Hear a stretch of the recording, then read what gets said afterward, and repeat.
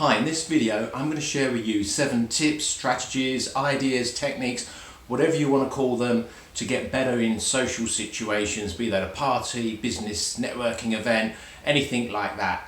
So whether you're shy in these situations, a bit uncomfortable or very uncomfortable, stay tuned.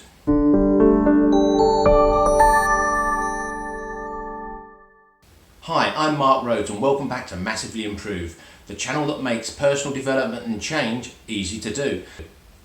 Yes, parties, social events, business networking, all these sorts of things can be very, very stressful for people, especially if you're a bit shy, a lot shy or uncomfortable in these situations. So, as I promised, 7 tips to make this easier. These are things that I use that help me transform my own confidence in these situations. And I've been helping lots and lots of people since with these same simple strategies. So, number 1, very simple, very counterintuitive, and completely the opposite to what I used to do. See, what I used to do is I'd be invited to an event and I knew it started at 7 p.m. and it would probably go on till about 11 p.m. So I'd think, right, I'm going to arrive about 9:30, then it won't be so much for me to go through. Bad idea. At 9:30, 2.5 hours into the event, there are lots of people there and I'm walking into what, for most of us, is that biggest dreaded fear. Walking into a room of people we do not know that are already engaged in conversations with other people. So what did I do? Brilliant idea. Arrive early. Event starts at 7 p.m. I'll arrive at 20 to 7, 6:40 p.m, 20 minutes early. Normally, hardly anyone else has arrived. Normally, it's just the hosts there or the organisers still sorting things out, setting up. But get in there early, walk in, say hi, and then what happens? The event builds around you. Because when the next few people arrive and they're let in, the host naturally, in most situations, introduces you. And even if they don't, when those people come in, you acknowledge each other, say hi, get talking, because there's only a few of you there. So the event then builds around you, you get talking to people. So this was a major transition for me, realising that actually the best idea is to arrive early and then let the event build around you and you get to meet people as they come in and it builds up like that. So number 2, a way of getting to talk to people if they're just standing around, and this is one that I've used a lot, and you need to practice this, but you can practice it on your own, to get comfortable with it. But what I would do is I would just sort of go up, stand here and have a bit of a confused look on my face and say, we've not met before, have we? And they'll, more than likely go, no, we haven't, unless we haven't, I've forgotten. No, we haven't. And I'll say, oh, hi, my name's Mark. And then let the conversation flow from there. So quite a simple thing, just going up, a little bit of a confused look, because if I'm sort of trying to recall them from somewhere, say, we haven't met before, have we? Just simple as that. With these things, point number 3, I want to put it in at this stage. What is really, really important is you've got to practice this stuff in your mind first, and you've got to visualize it in your mind and feel good about it. Last week's video was all about the mindset of going to social events, so check that out. And the week before we looked at affirmations, which are also helpful, so check that out as well. So with those in place, the important thing to remember with all of the 7 tips that I'm sharing in this video, tip number 3 being, remember to practice it in your mind beforehand so that it feels natural and good. But also you can practice it in a room at home on your own when everyone else is out. Just imagine going up to people saying hi, imagine up to people saying, hey, we haven't met before, have we?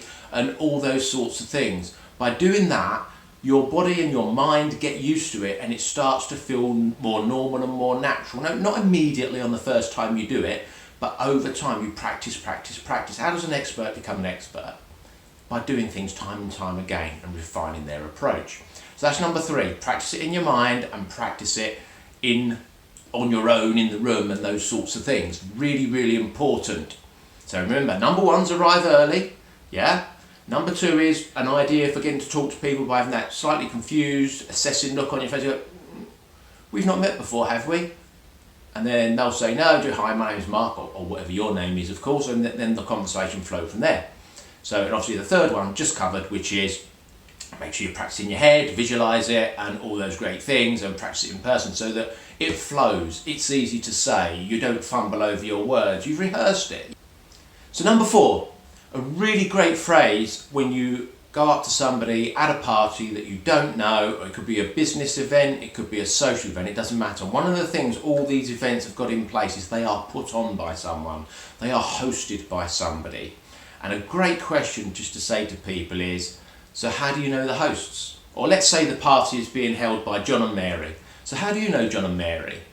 Now the brilliant thing with this question is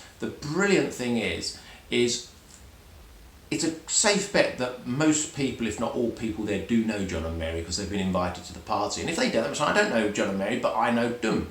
I know Bert and Jean or whatever, and then that conversation will come off there. Because they'll go, I know Bert and Jean, but Bert and Jean know John and Mary, and they'll start to say things. They'll go into a bit of a story. And so the brilliant thing is when you say how do you know the hosts, or how do you know John and Mary, and that sort of thing, is people typically tell you a story. We went to school together, we worked together. What you're looking for is the hooks, like work together, school together, grew up together, for you to ask another question. Oh, so where did you grow up then? Oh, so where did you go to school? Oh, what were they like at school? You know, all those sorts of things that you can flow off of that. So, but remember, they're probably going to ask you soon after, how do you know John and Mary? So you're going to have your response ready as well.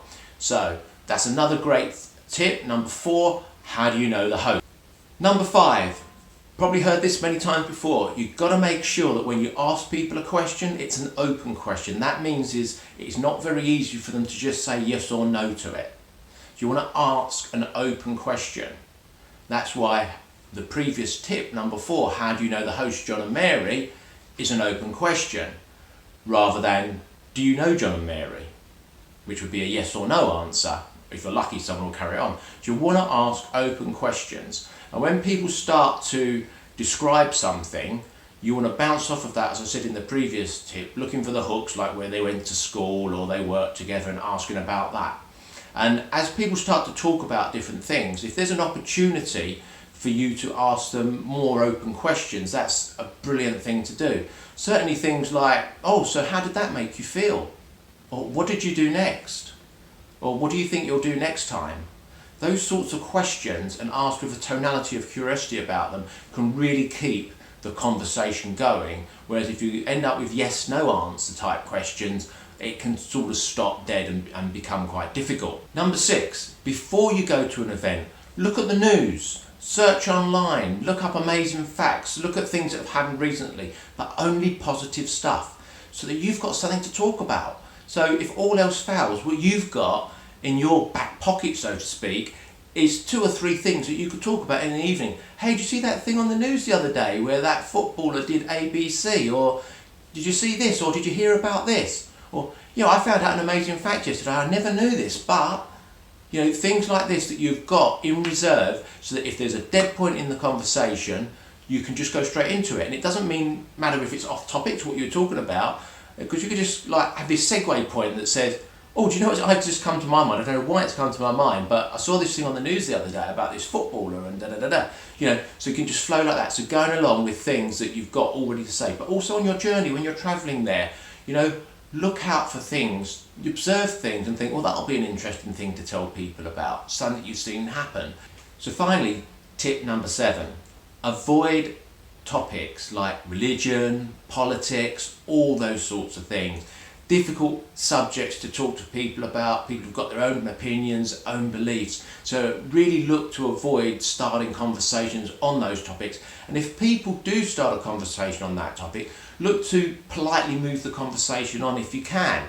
And what I mean by that is, you know, if somebody starts talking to me about an element of religion or politics, I have like a stock phrase, you know, again in my back pocket that I'll sort of come up with, and I'll just say something like, yeah, it's a complicated world we live in these days, isn't it? But I tell you what, something that I thought of the other day happened. It's not actually connected with that, but for some reason it's just come to my mind, and then I'll just start talking about something else. I'll just start talking about something completely different. So I will make sure that I say, yeah, it's a complicated world we live in these days, isn't it? And make some comment like that. but then look to move the conversation on quickly. And it's just, you know, a little tip there for moving away from, you know, those difficult, what can be difficult conversations about religion and politics, especially in an environment where you don't know people very well, of course. So that's the 7 tips for this week. If you're not yet subscribed, please subscribe and hit the little bell to get notified by YouTube if it's there on your device when I release the next video, which will be on Sunday. I release a new video every Sunday that helps you to have personal development and change easier to do in your lives. I look forward to seeing you in the next video.